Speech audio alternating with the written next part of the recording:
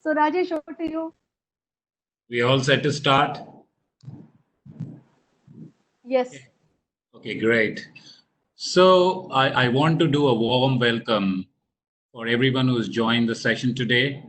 The session today is on accelerating digital transformation in a post-COVID world.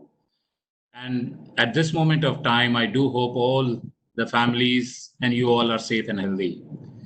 My name is Rajesh. I'm the Chief Digital Officer for Tech Mahindra. I will be your anchor for today's session. And this session is about hearing out to two of the industry veterans, two of the industry leaders, two of the best digital evangelists on this panel. We're going to talk about digitization.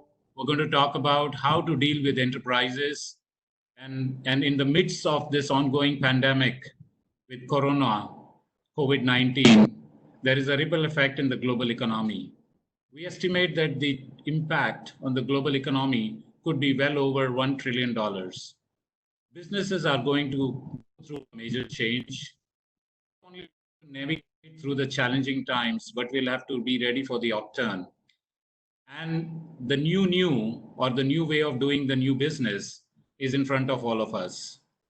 Who better than the two luminaries, CP Gurnani and John Chambers, to talk about? Let me introduce John. John is known to everyone in the world of telecom technology and business. He's the chairman of Emeritus CISCO and a founder and CEO of JC2 Ventures.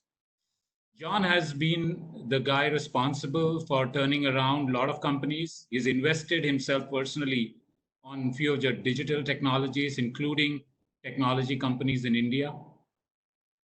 He has been the chairman and executive chairman at CISCO, and his 25 years at CISCO, he's seen the company from 1991 to be at 70 million to grow to 47 billion when he stepped down as CEO in 2015. I also take this opportunity to introduce CP Gurnani, who's popularly known as CP within his peer group and the company, who is the Chief Executive Officer and Managing Director of Tech Mahindra. Very accomplished business leader who has been running businesses internationally. CP was the guy who was responsible for transforming Satyam, and this was a big turnaround in the Indian corporate history. CP has a career of 38 years, and he has had several leading positions, including working for Pero, HCL, and has been a chairman of NASCOM. I wouldn't take much time introducing the two of the top leaders out in the session here. I want to kickstart the session so with you, John and CP. Again, a warm welcome to both of you, to all the audience. I would request the audience to go on mute and the participants. And we will be taking questions once I've had a few fire round discussions with both the powerful leaders. So if it's okay, John and CP, I would start the session and launch it. Go, Rajesh. Thank you, Rajesh. And again, I can only say, John, that been a huge admirer of yours in every sphere of life. I have seen you, being an advisor to the presidents and the prime ministers of different large economies of the world, whether they were called France or Japan or India. I actually am honored that India recognized your efforts to bring in a wave of Cisco engineering labs to India, and that during your tenure, you were one of the best known ambassadors of India, and you still continue to be the best known ambassador. And so in India, when you come in, your name is not Mr. John Chambers, it is called Padam Vibhushan John Chambers. And I can say is that if I can fit in your, part of your shoe also, I would consider a life well made. So thank you, John, for being with us. CP, is my honor. You're very gracious. We have been friends and peers for many years. It's an honor to be with you and your team today. And it's fun to exchange ideas in terms of how you navigate through the challenges and position organizations for the future. So ready to rock and roll when you all are. So, John, yeah, thanks, CP. Thanks, John. No, Rajesh, all yours, and I can only tell you for the benefit of audience, they've come to meet the Pope of a digital university, the digital church, the digital chapel, and that is John Chambers. So just remember that, and you will accordingly divert your questions to John. Absolutely, CP, got the message. I think everyone is eagerly waiting to hear John and CPU. I will start on with the fire round, the rapid fire question round. And John, on to you. John, you have been responsible for leading and creating CISCO and the CISCO's digitization program. Now, while you managed a lot of digital transformation in your successful journey as a professional, you would have come through multiple crises in your career. I think if I remember some of your interactions, I think this is the 6th crisis which you will be handling. I think the audience would like to know, and I would like to know, a little bit more about all the crises which you have gone through, how you have handled them, and how do you see this crisis impacting the enterprises and the businesses. So, John, over to you. Rajesh, thank you very, very much. The good news and the bad news is I've seen the movies so many times. This is my 6th financial crisis, my 5th healthcare major issue, by far and away the worst, my 3rd supply chain issue, etc. And I'm a believer that in life you develop playbooks. My parents were both doctors. They trained me to deal with the world the way it is, not how you wish it was, and to develop a playbook for dealing with crisis that everyone faces in their lives, both personal lives and in business. In terms of just giving the audience a feel of a couple examples, I'll tell the successes, then mistakes, and then I'll say what the game plan perhaps should be. 1997, 1998, the Asian financial crisis, the tiger economies, they really stumbled bad. And so many people in high tech withdrew out of those countries. Well, you and I both know, Rajesh, if your friends need you, that's when you have to be there. So I doubled down on Asia over objections, perhaps, in the stock market and some of my challengers. But 18 months later, we were #1 in every major Asian country, and the country leaders and business leaders never forgot it. 2001 was a little bit more challenging. That one surprised me. We'd gone, as you alluded to earlier, for 40 quarters of average growth of almost 70%. And we got surprised. We went from 70% growth first week in December to minus 30% by the 3rd week in January. Mathematically impossible. We'd never modeled for it. But we dealt with the world the way it was. We wish we could have avoided it. You always do some self-reflection, and any leader who says they don't have doubts isn't being candid. Obviously, I had some doubts at that time, but leadership is about outlining a vision for where you go and how you get through this. And at that time, we decided to make our changes earlier than all of our peers did. We made all of our changes in 51 days. On day 52, we started gaining market share. Key takeaway is all of us will periodically get surprised or will make a mistake and the market goes different than we anticipate. But how you respond to it determines your future as a leader or as a company. 2008, the Great Recession, we saw this one coming. We told the market it was going to happen in 2007. We were heavily well prepared for it. Cash preservation. And we broke out versus our peers during that time, even loaning automotive companies around the world money so they could purchase equipment at a time no one else would. So key takeaway, you deal with the world the way it is, not how you wish it was. You either disrupt or you get disrupted. And it is about speed of change during these time periods. The playbook's real simple. Be realistic. How much was self-inflicted, how much external, and you need to address both at the same time. What are the 5 to 7, I just like odd numbers, platforms or approaches you're going to use? Areas such as expense management, cash preservation, how you're going to interface to your employees, how you're going to evolve your customer relationships, picture what you want to look like when you come out of this, and then give parameters for each one and regular weekly updates to your employees, to your shareholders, to your customers, to your partners on that. You assume it will last longer than you think because they almost always do and be deeper. So you have a scenario A, B, and C plan. Most of my companies that I'm coaching out of my 18 startups are on scenario B type of plans in terms of adjusting. Try to do it once and then position your company for the future. And then as you stabilize, you cross the chasm. I know it sounds simple. It is not, but that's what I wrote about in my book, Connecting the Dots. And it kind of gives you a step-by-step type of approach that has worked well for me, and I would argue has worked well for others.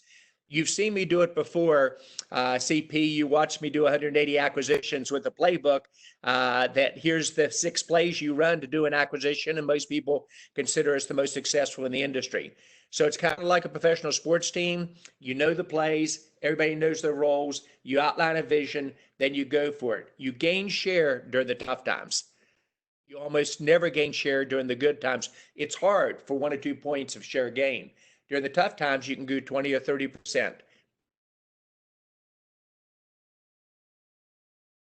Thanks, John. That was absolutely interesting and a great way of handling crisis. I think, CP, although you told me that I should have more questions to the celebrity, but there are so many customers out on the call here of Tech Mahindra who would like to hear you. And I want to put a few questions onto you, especially since the topic is about digitization. And, we as an organization have managed the COVID situation with a great impact, a positive impact to our customers. I think some of the pointers, if you could bring out on what Tech Mahindra did particularly during this times of pandemic and how we have been able to have business continue to for some of our customers or many of our customers. If you can put some light, CP, on this part.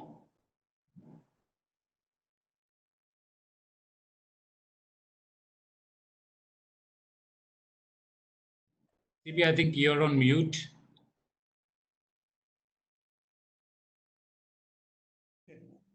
Hi, Rajesh, and thank you. I think, as I said earlier, that we all want to learn from the guru. Everybody on this call is part of the John Chambers fan club. So I think a quick reaction, because I really want more time with John. Tech Mahindra, I would like to describe it as not as a digitization as an aim, but actually this is the time the COVID has changed the corporations that we deal with, which were earlier focused on digitization. And I mean corporations, it could be governments, it could be the smaller companies, it could be the bigger companies. They have now gone and truly become digital. So that is number one. And number two, the steroids to make it digital hasn't always come in from the large companies. It has come in because we invested in a program called Tech Next, which essentially said is we will partner with established companies. And John hired a person in India called Samir Garde. We worked with him. John made Chuck his successor in CISCO in 2015. And my point is, while we work with Chuck and Samir, we also work with some of the young startups. And these startups are in AI, robotics, or in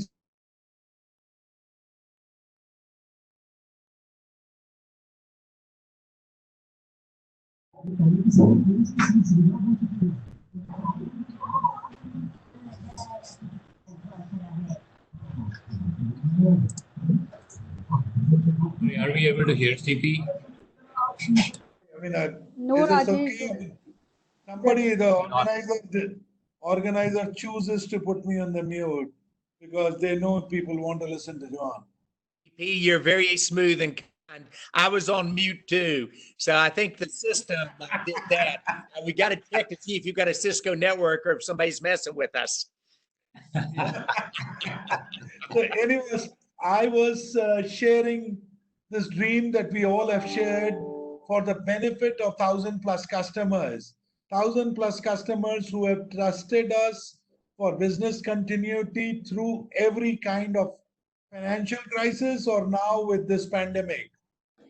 I'm proud to say that the infrastructure that we had, or the virtualization, work from home, we have been able to deliver on the promises to each and every customer. So that is number one. And number two is, I want to thank all my partners, whether it is Cisco, SAP, or whether it is Google or Microsoft or the large players. And at the same time, we as a conscious effort have worked with a lot of smaller companies which bring in the agility, which bring in a positioning to fill in the gaps that otherwise the large corporations would not have been able to fill it up.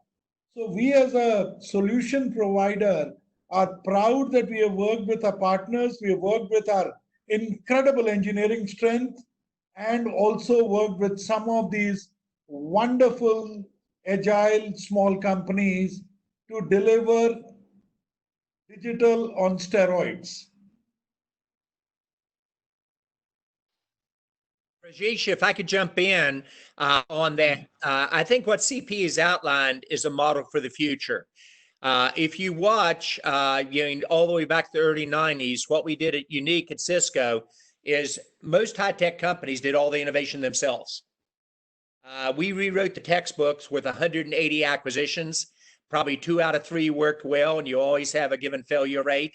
If you don't, you're not taking enough risk. But we had a playbook we ran again and again.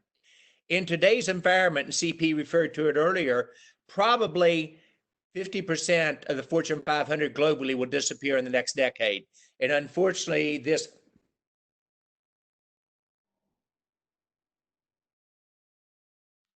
virus is going to accelerate that. Large companies often are not able maybe to attract the same level of talent that startups are. And large companies get measured this quarter, this year, where startups, almost without exception, are measured 10 years out. This is where I think India has done an amazing job in terms of focus on a startup nation and Prime Minister Modi's vision of a digital India. Within that area, the IITs are beginning to turn out a large number of startups with tremendous creativity. Now, what's missing, and Rajesh, you referred to this earlier, is how a company can help your customers interface to startups and do their innovation faster.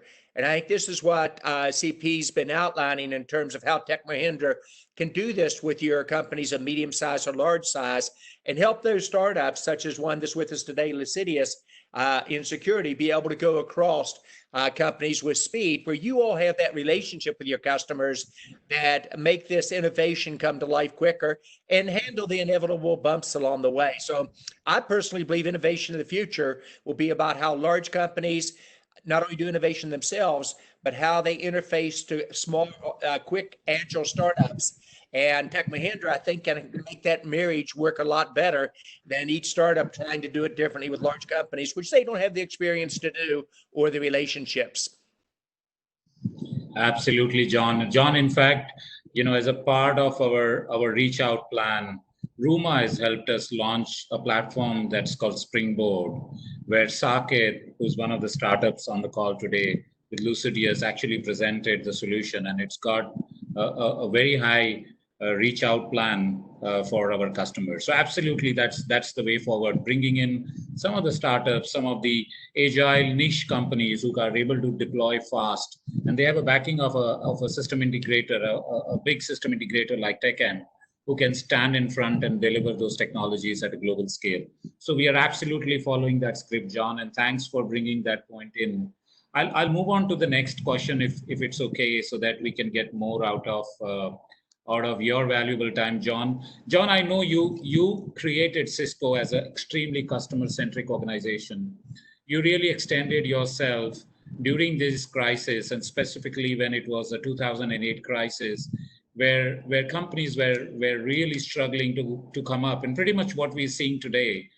That's the kind of scenario you handled it yourself, and you walked along with your customers and enabled their businesses, and that showed and brought Cisco to be a very, very customer-centric company. I want to see your views on how companies should behave now when we have similar economic challenges, and how we should partner or align our objectives with the customers.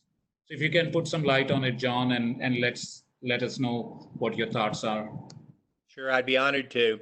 I think many companies often say they're customer centric, but in fact, you watch their actions and you don't see that. During my entire leadership at Cisco, every night I listened to every critical customer situation in the world. And when I focused on it, every employee did. I'm a huge believer it's about customers and partners. We also had the best partnering organization in the world.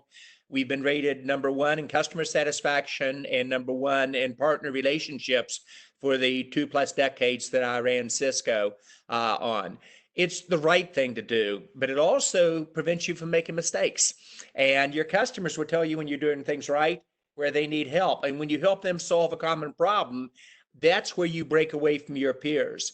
So that relationship where your customers help you do innovation together, you're candid about what needs to be done differently, how do you move forward, I think is the new future, the new paradigm. You're in a period where you disrupt or you get disrupted.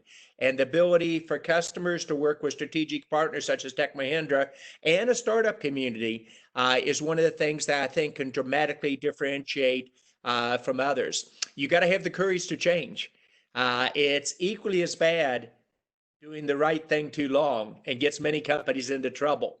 And one of the terrible things about the pandemic, we all understand in terms of the loss of life, the suffering that people are going through, the isolation when you try to shelter in place, but it forces you to think about things differently. And as you come out of it, you've got to focus on getting the changes and they outline what the changes are that you move forward.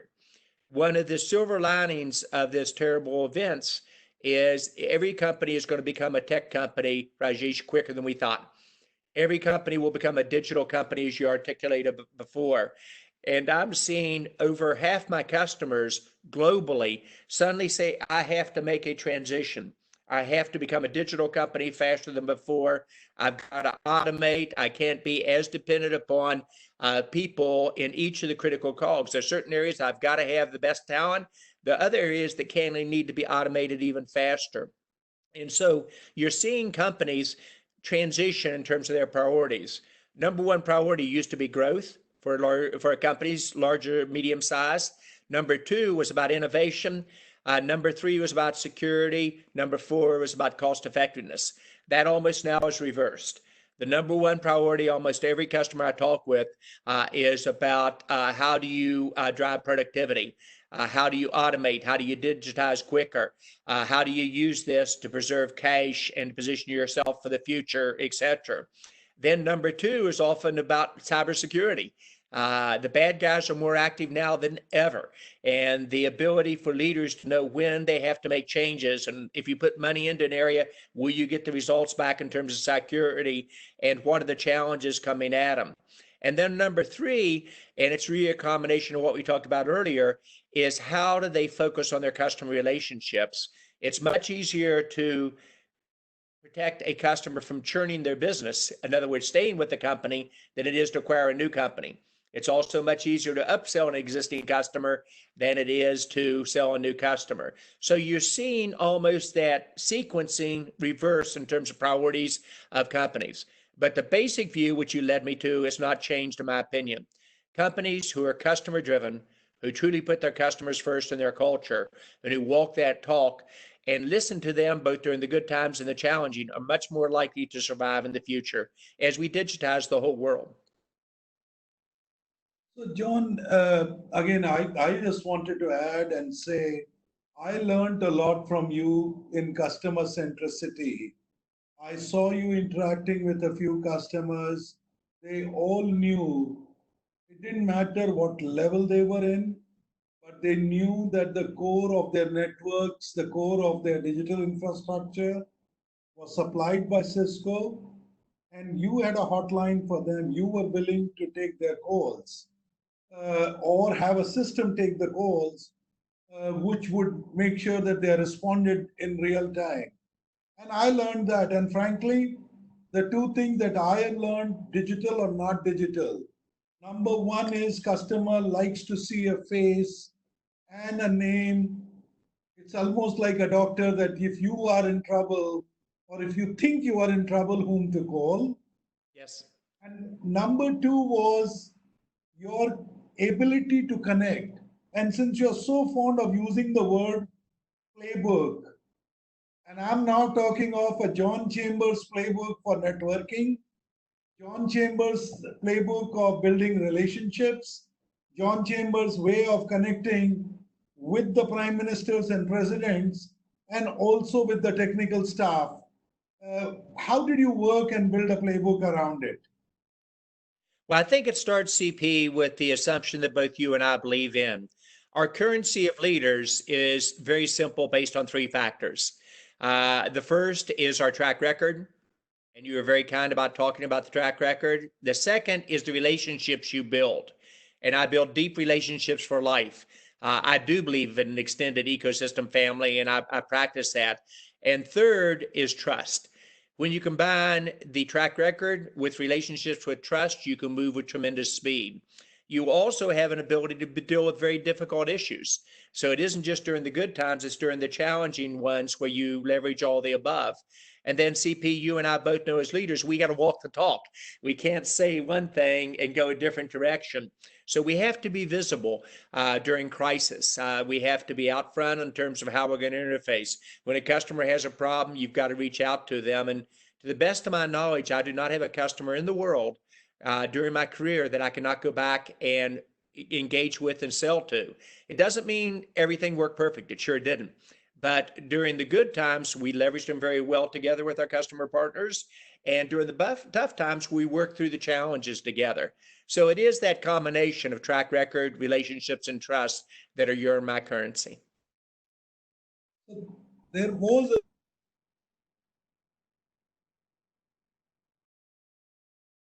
CP, you might have just hit your mute again. It just went mute again. I can't hear you. There we go. Hey, John, thank you again. And I'm just trying to clarify one more thing. Sure. Your executives said you are probably the best salesman they've ever had in their careers.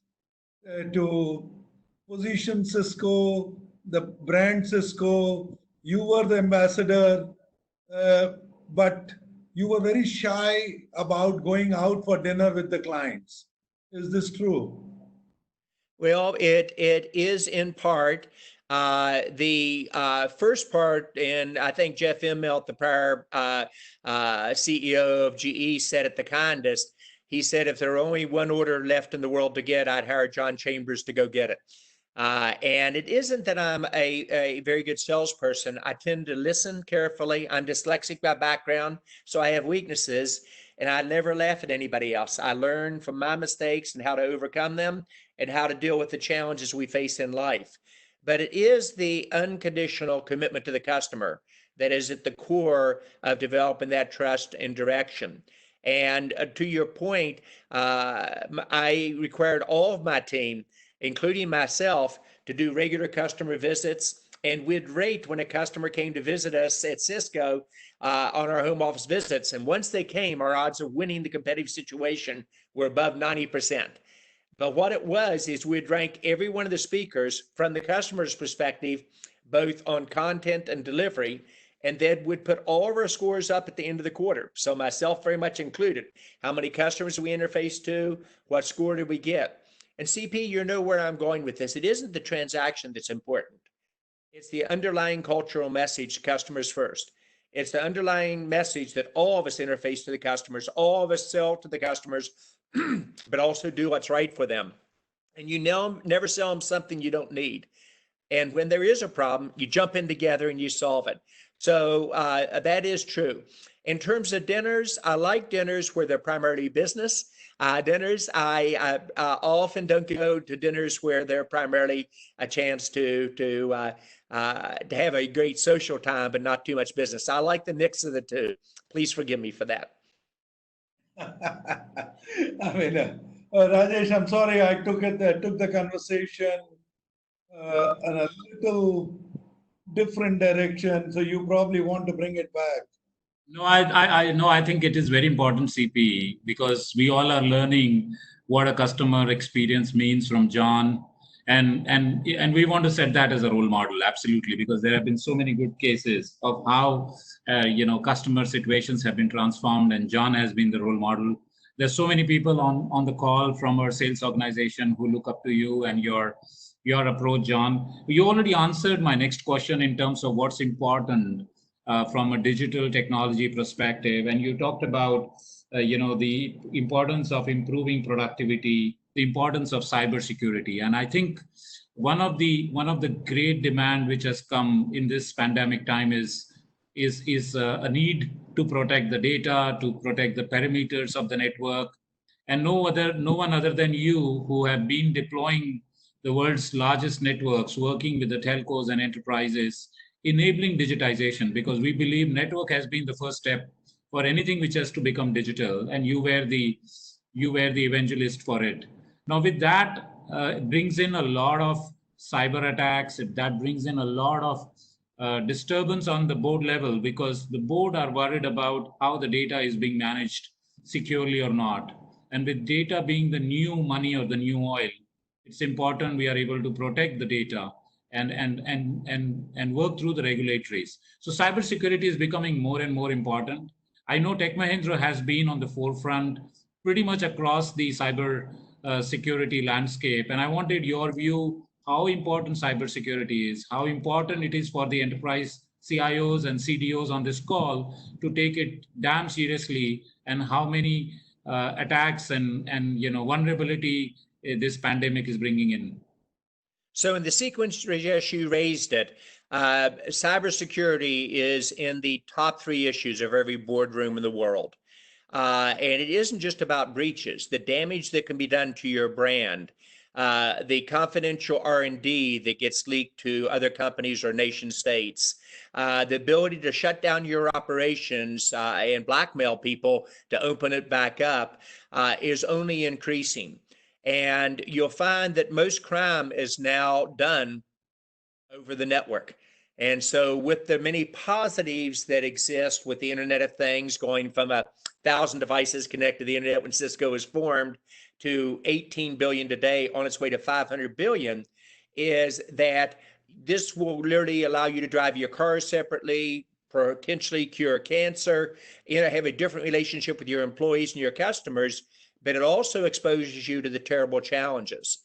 And many companies approach this in silos.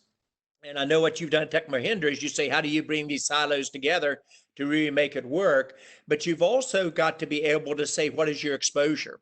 Because as a CEO, me talking to my board, they're going to say, John, how good a job are you doing?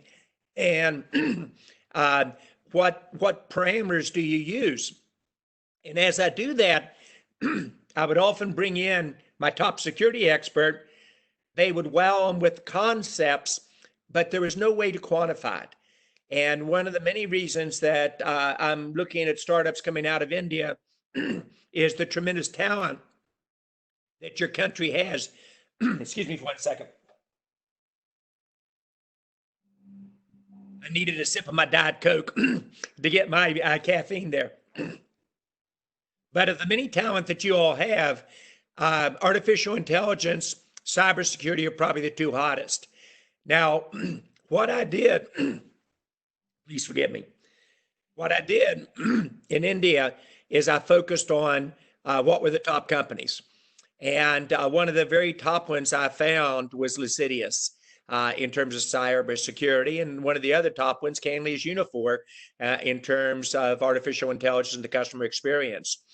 But what Saket has done as a brilliant 29-year-old, CP, you and I remember when we were 29, Saket has outlined a vision of how this all comes together so that we as leaders know how good is our security, where should we put additional emphasis, what are the trade-offs we need to make. And Saket was one of the top companies coming out of the IIT startup ecosystem. So rather than me brag on you, Saket, maybe frame this for us in terms of what your company does, how did you focus on it, why did Tech Mahindra, in your opinion, pick you as a partner? And Rajesh, I'm going to come afterwards and ask you, why did you pick Saket as your partner? But Saket, over to you. Sure, thank you. Thank you, John, and thank you, CP Sir, Rajesh. We're truly honored to be partners with Tech Mahindra. It's young companies like us which get partnership from large companies like yours, which actually enables us to get the scale where we want to go to. So thank you so much. John, to your point, we've been focused on the cyber risk quantification space. As you said, among the top 3 priorities in the board today, it is cybersecurity is one of them. The unfortunate reality today is you don't have metric-driven conversations in the board for cybersecurity. It's always a project-driven conversation where every year, every quarter, you talk about the number of projects you would implement, but not how much dollar value risk would really come down if you implement a particular project. And that's the reason why Jamie Dimon just 4 months back, when he was asked what is his number one man-made worry, he said it's cybersecurity, and he spends $1 billion in JP Morgan Chase for securing his infrastructure. And that's where we come in, and that's where our solution comes in, where what we've been able to solve as a problem statement is how do you put an objective risk metric at the organization level, which you can then boil down to one metric or a threat profile to every server, every IP address, to every employee of the organization. And it's not just an enterprise problem. If you think about it, if I asked you a question, how secured is your cell phone right now or your laptop right now? You won't have a simple answer. But if I asked you how much battery does your cell phone or your laptop has, you'll have an objective real-time answer. So that's the problem statement where we want to put a dollar value and a risk quantified risk view for everything from a macro all the way down to micro IP addresses, cloud instances, employees of the company, so that cyber risk can become an informed business decision. That's what we're trying to do, John and everybody else. So I Thanks. think, John, I know Rajesh will answer this question in his own way. So for folks on this call, it's not only about Lucideus. As I said right from the beginning, to me, it is about the way organization evolves. An organization evolves around the way similarly you assume your network or your digital infrastructure to evolve by being an intelligent architecture.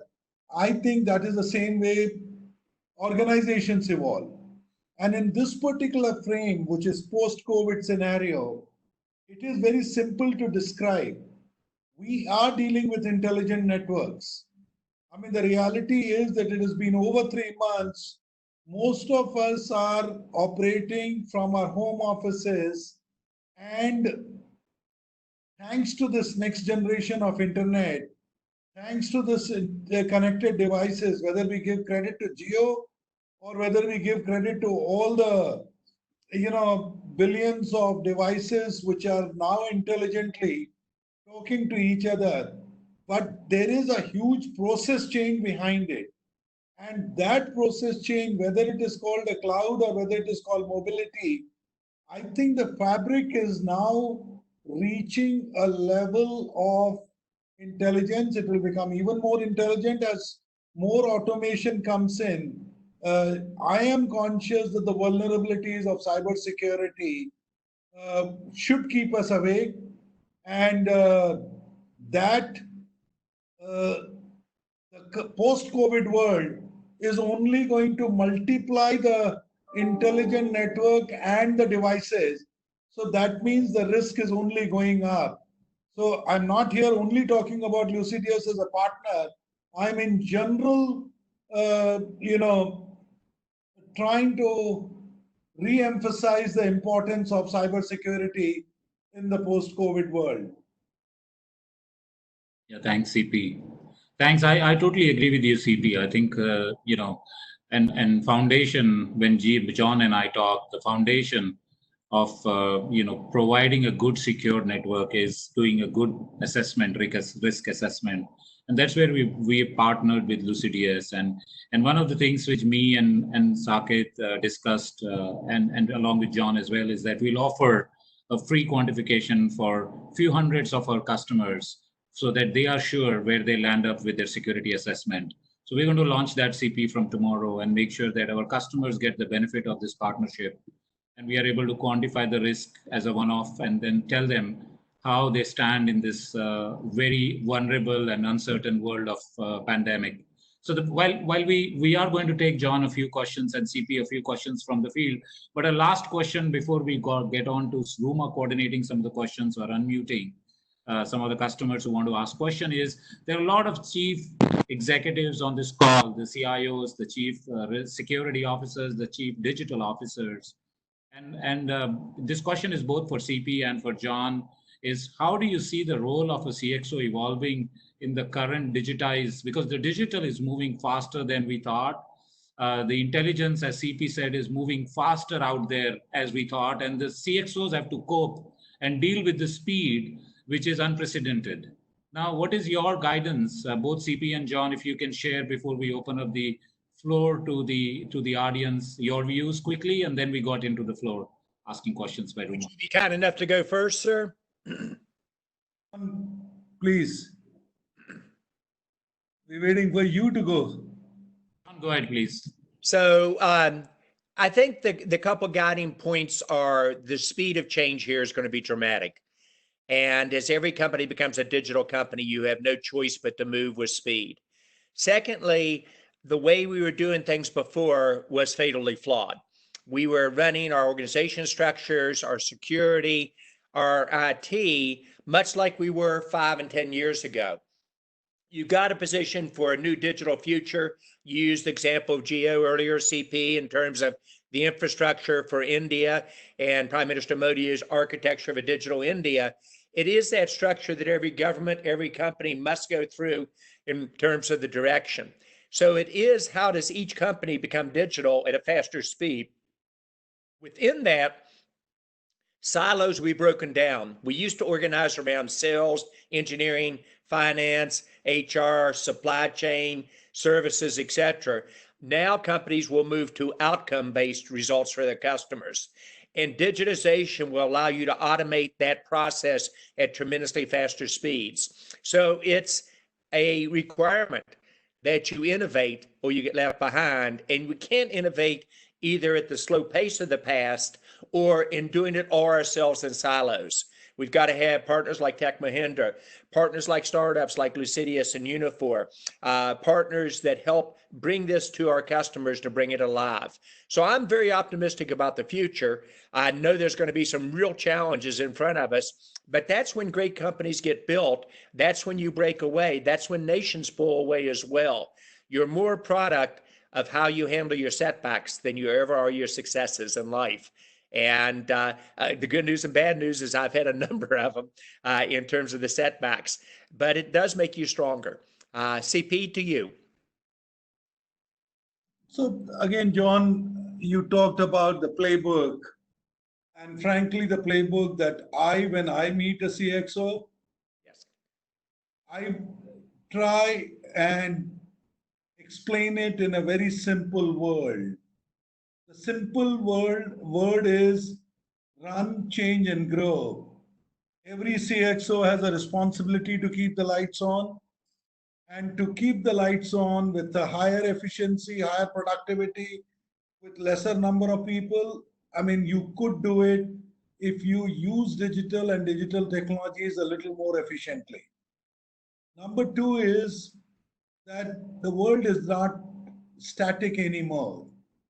The rate of change, both internal to an organization and external to an organization, I think needs to be balanced. So if they are willing to change, then I do want to give them ideas about the change which is organization-wide, the change which is sometimes in silos with different people. Because a CIO or a chief digital officer still does not cover every part of the organization. There are areas which, a supply chain, people would focus only on the manufacturing. People will forget that it is all about, from where the product starts and where the product finishes. So that is where we use the word change. The third is grow. That means invest together. to create a new line of business or an adjacent line of business. And so my opinion is that the CXOs, as long as they are able to partition their businesses into run, change, and grow, and make sure there is sufficient ownership for the run part, which is typically the chief operating officer, the change part, which is again, they need to decide who is that person, and the grow part, which is again, they need to decide whether they follow the script of 180 acquisitions and then integrate them to grow, or they create a new line of business. I think it is something which is a serious dialogue needs to happen. Digital is all about business and technology and people working together. Great answer, CP and John. I think it's a great takeaway, the takeaway of the day from the session. Ruma, all on to you. I think there are too many questions. I see them coming in. How do you want to orchestrate it, Ruma, so that we can take at least 2 questions each from the audience for John and CP? Just tell how the question is for. Sure, Rajesh, thanks. So what I think is that how do we do it? Instead of me reading out the questions, some people have raised hands. They would like to ask the questions directly to John and Why CP. don't we do that? Why don't we allow them to ask if they are unmuted? Yes. So we will unmute one by one. Request all of you to be on mute and raise your hands, whoever wants to ask a question, and we will unmute one by one. Thank you. So here goes the first one.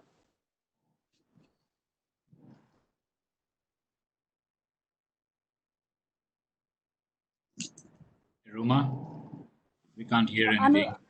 Anurag, please go ahead and ask your question. Yeah, hi. So, John, my question is that we've seen several countries invest billions into the FTTH,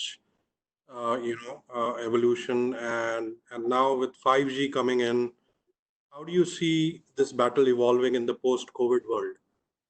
Do you think that countries that invested several billions in FTTH ahead of the curve have any advantage? Yes, I do. I think the future is a digital future for every company, every citizen, whether you're in any of the 29 states and 7 territories in India, whether you're in the 50 states in the US or over in France with President Macron's digital France, the 13 territories that it drives into. As you begin to connect 500 billion devices, and as you begin to process most of that decisions at the edge, whether it's healthcare decisions, whether it's automotive cars, whether it's supply chain decisions, interface to your customers, the infrastructure is a huge issue for a country. And as you think about that infrastructure, what India has done, in my opinion, maybe the best job in the world in the last 5 years, is how quickly you scaled that infrastructure. If these terrible events would have happened 5 years ago, we would have had a tremendous different outcome negatively. The fact that you have the most advanced infrastructure in any emerging country, probably 7 times the capacity of the US with Geo, and what Reliance has done and Mukesh Ambani's done remarkably well there. And a commitment of a digital India knocking down the goods and services implications tax-wise across the country for the free flow of business. So I think you're positioned for the future very uniquely. 5G will be a key element of the Internet of Things, the number of devices connected, et cetera. How you do that in terms of capacity-wise positions each of your companies, each of your citizens dramatically better for the future. It's faster, it's less expensive, it can, if done right, be more secure. I think you will see prioritization on a Western 5G strategy, and I think the US and India are very much in agreement on the importance of that from a security perspective overall. But I think 5G is a huge enabler of this, and think of it as the intersection of digitization and 500 billion devices allowing this to occur. Thank you, John. Thank you. Thank you, John. So next question is from Sotiris Karagin. Please go ahead. Yeah, thank you. Thank you. This is Sotiris Karagiannis, and I'm watching from Greece. And so glad to see John again in this webinar. And my question is, do you believe, John, that the public sector will shift and accelerate its digital transformation, and therefore the new startups can focus more on selling to the public sector for their disruptive technologies? Two separate questions. Yes, I believe the public sectors will accelerate the digitization. They don't have any choice. From a security point of view, from a defense point of view, from a productivity point of view, most important for the service to their citizens. To the second part of the question, public sector is hard for startups to sell to. And CP, this is an area that I think Tech Mahindra could really help the startups with. Most large companies either give a startup too much love and crush them, or they give them no love and ignore them. And that's why startups need a partner to be able to often make the large companies work effectively with the startup in an effective way. Governments are the most tricky ones, and I always believe in answering the question very transparent. Many VCs do not want their companies selling to governments because it's too long a sales cycle. You can go on in years, they can draw your resources out more and more before you deliver. But I think that was the past. I think we're now realizing that governments need to work with startups, need to think out of box on how do you do this? How do you create that environment both for job creations like the 1.2 million per month that need to be done in India and Prime Minister Modi is focused on, but also that's where the innovation is going to occur. So in the last 5 years, I've seen more governments around the world look to how startups work together.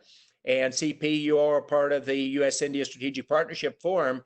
We have large companies working together to drive both business, job creation, inclusion in society, et cetera. But we've also brought the small companies in to help add in that innovation. So I think well-run governments will learn how to do this, but it's hard. It's hard for the governments because they are slow to change, and it's hard for the startups because they don't know how to deal with governments, and often it can be tremendously time-consuming. Thank you very much for your answer, John. My pleasure. Thank you, John. Thank you so much. So next is Praveen Gupta. Please go ahead, Praveen.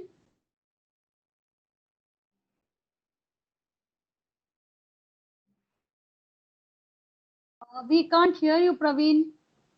You have been unmuted. Am I audible? Yes, Praveen. Please go ahead. So thank you, John. Thank you, John, for highlighting and giving brief details about the cybersecurity and telecommunication. So my first question is to you is, where do you see the telecom industry after 5 years from here? And my second question is, what is your view after 5G? That means, what is your view on the 6G telecommunication?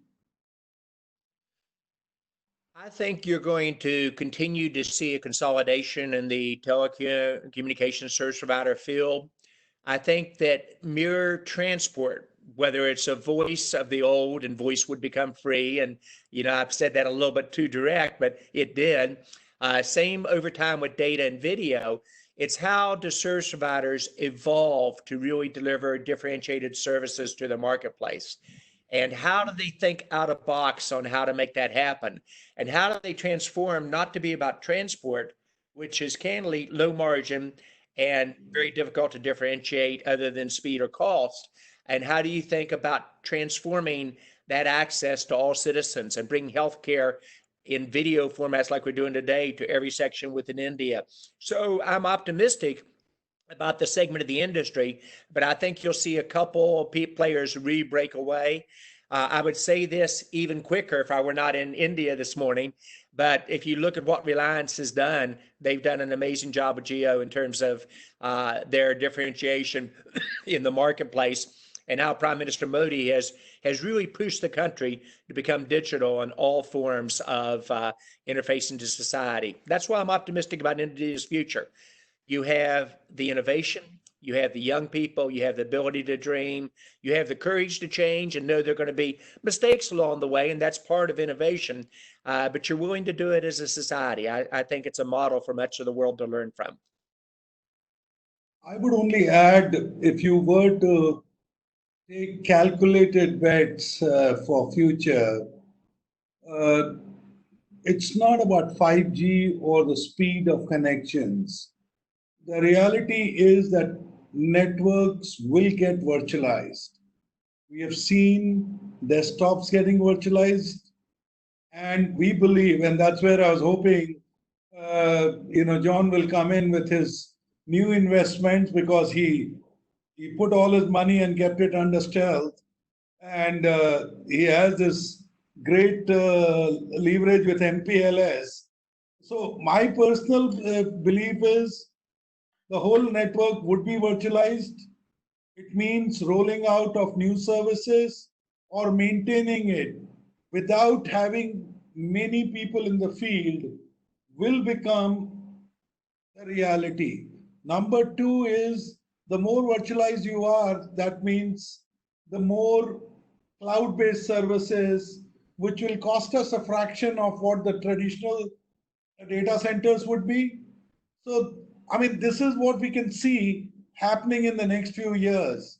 Now, if you start combining it with other technologies, which means the displays will change and your glasses will become your screens and so on and so forth, we are literally talking about science fiction now. So, John, I don't know why you would not share with us one of your large investments, not by your standards, but by Indian standards, because we hear the big investment which will change the whole technology game. CP, I tell you, you could be my lead person all the time. I think it speaks to a couple of things. The transition that CP is talking about, the biggest move, 5G candidly's been on its way for a decade. We all know that.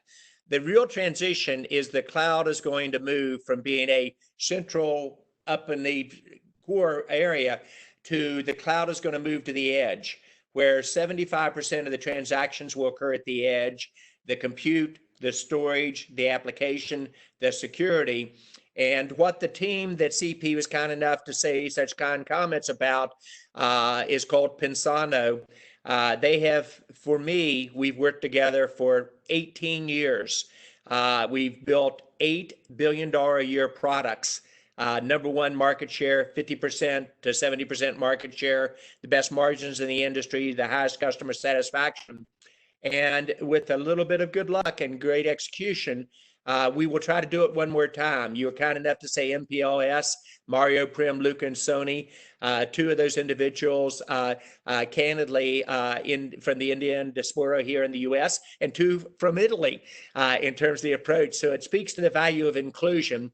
We have a huge amount of our R&D creativity coming out of India with this team. And it's one of the hottest startups in terms of cloud moving to the edge there is, partnering with great partners such as Mahindra, Tech Mahindra, HPE, Goldman Sachs, IBM, Oracle, in terms of the direction. And barring a surprise, I think they will help change that field. But to the point that you're raising, innovation in India is alive and well. And innovation with the US and India and startups working together is alive and well. And it's about small teams executing with tremendous speed. We'll see if we're as good as I hope that we are. But so far, the market's pretty excited about that transition. And CP, thank you for giving me the opportunity to talk about it. Thank you, John. So Rajesh, we have actually reached the end of it. So I think we have just time for one more question each for John and CP. And to the audience, all the questions that you have typed, please be assured that we will respond to you individually. So over to you, Rajesh. No, do you want to take the question from the field itself? No, Rajesh, we don't have time. We have reached the end of the program.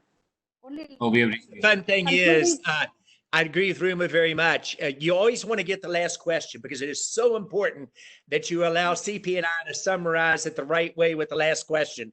So she's given you the opportunity to ask the tough one that'll be fun, but one that CP and I will feel good about afterwards.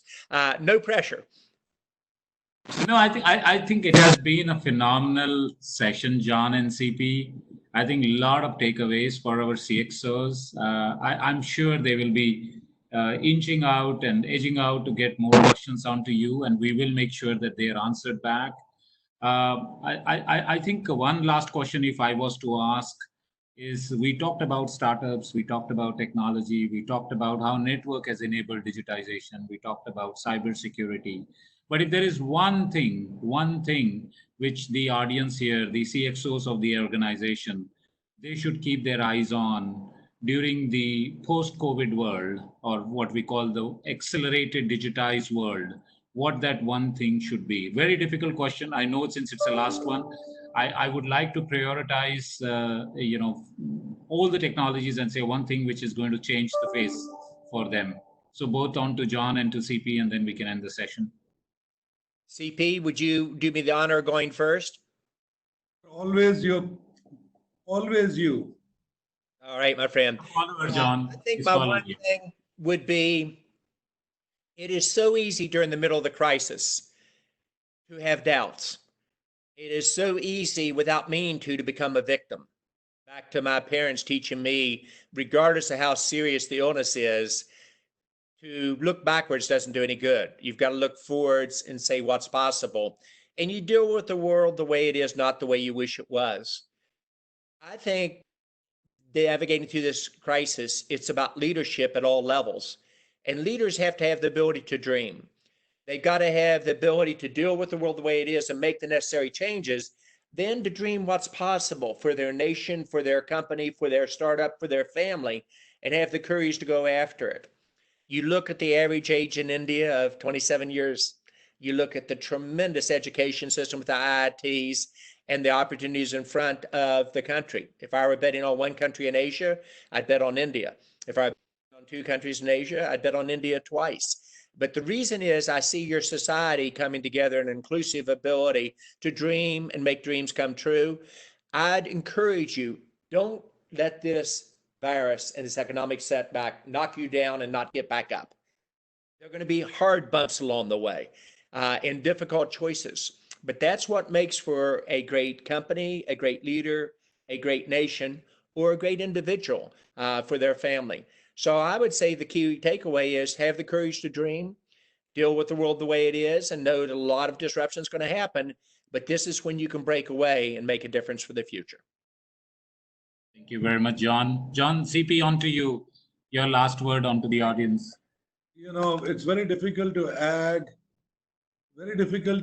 to what John said. All I want to, in a way, amplify that a lot of us during COVID is also a time to pause and reflect about the future. And I am a huge believer on the resilience of businesses, and that if we can take some of the bets for the future, this is the time to take the bets, because like in a car race, many people, when they see a sharp bend, they pause, but a smart driver knows when to race. And my request is, while pause may be the right advice, but I think, do think about it. Maybe this is a good time to race ahead. Thank you, everybody, and thank you, John and Rajesh. Great, CP, great, John. I wanted to thank you. So the two key messages I'm picking up: pause, reflect, take your bets, have dreams, take the courage, and show the leadership. I think great messages from both the leaders. I thank you once again, and thanks, Saket, for the partnership. And we look forward to working with you and John and making it a success for all of us. Thank you, and have a good evening and a good day. For life. Good evening and good day. Thank you, John. Thank you. We are honored. And I'm so glad that I met you virtually, at least today. You are always a source of inspiration, sir.